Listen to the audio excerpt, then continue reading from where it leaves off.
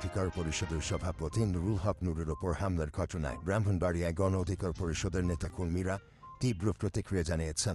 শুক্রবার রাতে ব্রাহ্মণবাড়িয়া পৌর মুক্ত মঞ্চ থেকে একটি বিক্ষোভ মিছিল বের করে শহরের প্রধান সড়ক প্রদক্ষিণ করে ব্রাহ্মণবাড়িয়া প্রেস ক্লাবের সামনে একটি সংক্ষিপ্ত প্রতিবাদ সমাবেশ করে।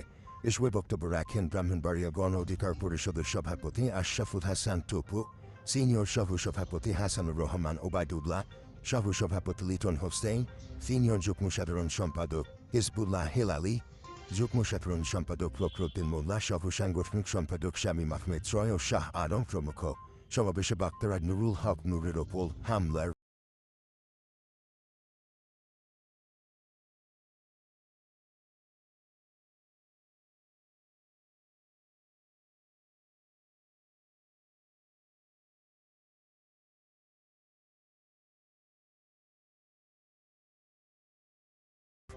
প্রতিবাদ জানান। তারা জাতীয় পার্টিকে নিষিদ্ধ করে সকল কার্যক্রম বন্ধ করার দাবি জানান এবং দলের সভাপতি জিএম কাদেরকে গ্রেফতারের দাবিও তুলেন।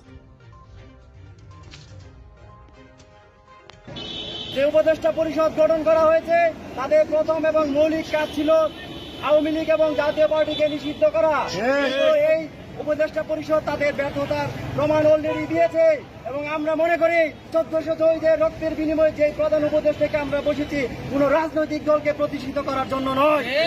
সহযোদ্ধারা, আমরা দ্ব্যর্থহীন ভাষায় বলে দিতে চাই, এই জাতীয় পার্টির স্টেক হোল্ডার জনাব জিএম কাদের সহ আজকের এই হামলার সাথে যারা জড়িত তাদেরকে অতি শীঘ্রই আইনের আওতায় আনতে হবে, নয়তো গণ অধিকার পরিষদ চুপ করে বসে থাকবে না।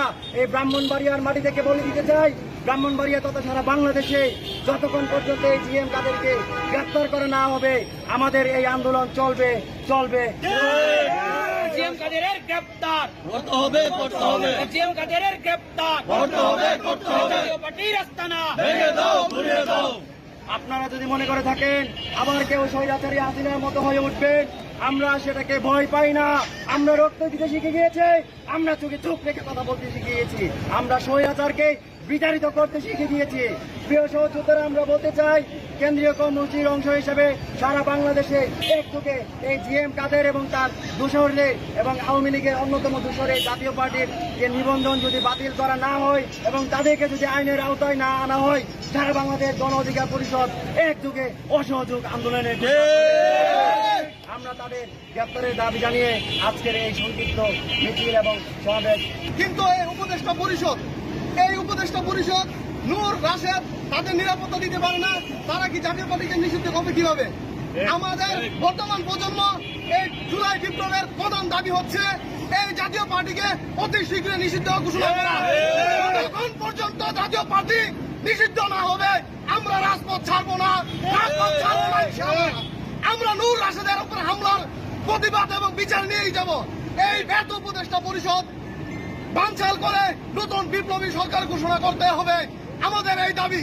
প্রশাসন, আমি বলবো আইন উপদেষ্টা আরেকজন আছেন স্বরাষ্ট্র উপদেষ্টা জাহাঙ্গীর, এরা শুধু খবর নেয় বাবু খাইছো, বাবু বিয়ে করছো, সংসার কেমন চলছে, বেতন কত পাও, লজ্জা করে না আপনাদের?